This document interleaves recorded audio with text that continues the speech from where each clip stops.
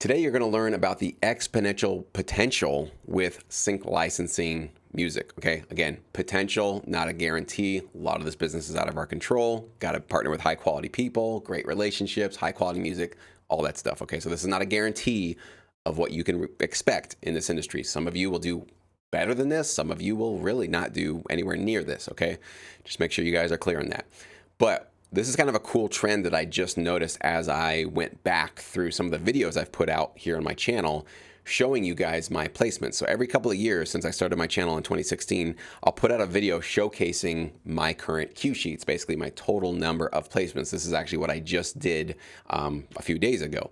Now, what's really interesting about that, inadvertently, is that it gave me this kind of track record of keeping track of how many placements I had at a given time in my career. This is actually something, if I didn't put those videos out and have a sort of a time marker, I don't know if I'd be able to know that. So what I've done in the description box is I've linked to all those previous videos. So if you want to go check them out, you can. But this is all summarized right here on this graph that I've done through Excel. So essentially, I just placed the year on the bottom and how many placements I received throughout the years on the top. I guess this is X, and then the Y is the episode placements. So as you go through time, what you see is this curve is actually getting steeper and steeper and steeper, and it's actually been the steepest ever in the last year from 2022 to today. Okay, and so for today, we're looking at around 7,000 placements, and it's actually, that's just for series. If you include non-series, we're at like 7,150 or something like that. Okay. What's interesting about this, though, is you would think, wow, Jesse, you must have really been working hard starting in around 2018, because that looks like where things really took off for you. So maybe you were kind of daddling and whatever, just taking your time, and then suddenly you got serious about it around 2018.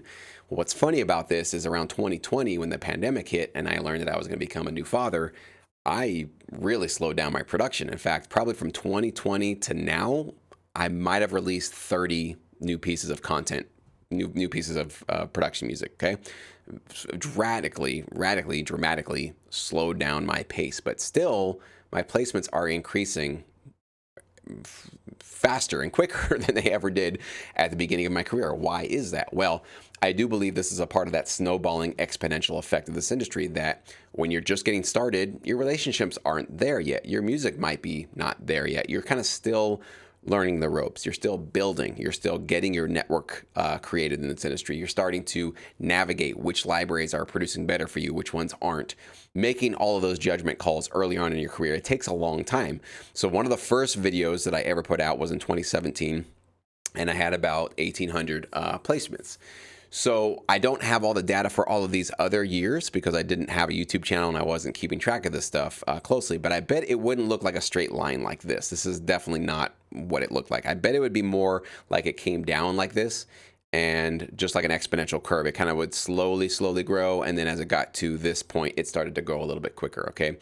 So I remember my first placement was back in 2009 or 2010, somewhere around there. And it was that one, I think it was a Hallmark channel or Lifetime channel. It was a Lifetime channel, and it was the one that I got 14 cents for. So I had to make sure I included that one. I do remember that one. But as time went on, obviously those placements grew and grew and grew. And by the time I had my YouTube channel kind of growing, it was very, very small. But I was starting to let you guys know about sync licensing. I was up to around 1,800. So it took all those years to finally get to around 2,000 placements. Now, at this point, I'm very established. I've got high quality relationships, high quality clientele. Also, I've moved beyond working with some libraries. I kept working the entire time, but also I started developing these direct relationships with individuals who branched off from a library and then started directly pitching to content creators like reality TV show producers. So one in particular was basically around, I think it was 2015 or 2016. One of the libraries I was working with, one of the key people that I had a relationship with, broke off, started creating their own thing, took me with them. I worked with both. I was working with the original library and with him, but he was the one that was basically starting to deliver amazing amounts of placements for me. And as you can see, as time went on, that started to pay off, and that's what resulted in a lot more placements coming in for us. So then by 2018, 1 year later, we were up to 2,400 about placements. Then you really started, I think a lot of this work that I was putting in right here started to really kind of come full force as we moved into 2022. We moved up to around 4,800 placements. So again, this was when I stopped really making a lot of new music. You would think this would have probably just tapered off, or maybe it takes a couple of years to taper off and then it would go away. Instead, I found myself, because one of these relationships I had established throughout these years, before I kind of stopped making music, we kept in good touch. We had a great relationship, and this library owner reached out to me with an amazing opportunity to get directly pitched to sports networks like NHL and MLB. And it was an exclusive opportunity that was going to essentially guarantee us hundreds, if not thousands, of new placements. And so I said, I'm jumping out of retirement. Let's go for it. So it was a small handful of tracks, but it wasn't a huge opportunity. It wasn't a huge amount of work, but it was basically just a huge opportunity. And I said, yes, I got to go for it. And as you can see, that one, as we move forward, was the biggest one that skyrocketed me from around 4,800 to 7,090. Now, these are total placements. Somebody was saying, like, did you get 7,000 placements in 2023 alone? No. That's my entire career right there. Okay. 7,000 placements from 2008 all the way up to 2023. Now, I don't expect that this is going to probably continue forever. Okay, so I don't think this is going to go literally vertical.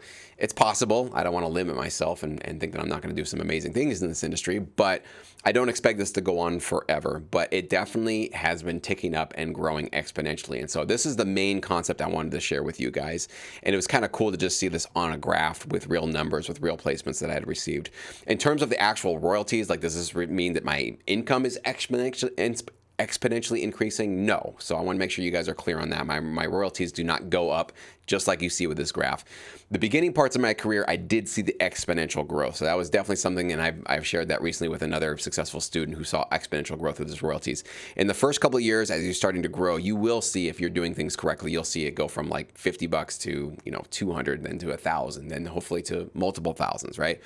But at some point you get to I don't want to call it a plateau, but you get to kind of a cruising altitude where some months, or some quarters it goes up a little bit, some quarters it goes down a little bit, but you start to get into kind of like a range where you feel like, all right, this is about where I'm at. Doesn't mean you can't immediately, or not immediately, but you can eventually break through and go to some amazing, huge levels.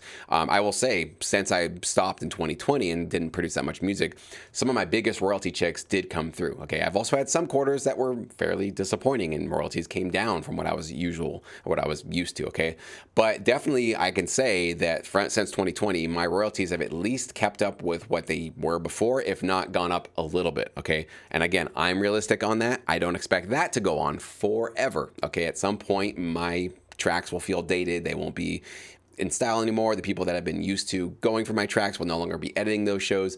So my relevancy, if I don't go back into creating a lot more music, it'll of course dwindle and go down. But what was really cool is that for the last few years, I have seen the power of passive income actually play out for me. That all that work I did for all those years, and the little bit of work I did in 2020, and I think it was 2021, and I started actually a little bit more this year as well, because I started to see the results of it. It does trickle into and play out into the future and result in potentially some passive income for us in this industry. So it's a real possibility. It really does happen. Of course, it's not easy. Of course, it's not guaranteed. And it takes a lot of work and a lot of dedication to get to that point. So just wanted to share this quick graph with you, a little bit of points of data. Hopefully it's encouraging to let you guys know, again, lots of challenges with this business, but there is a lot of potential. There's a lot of amazing stuff down the road if you can keep with it for the long haul.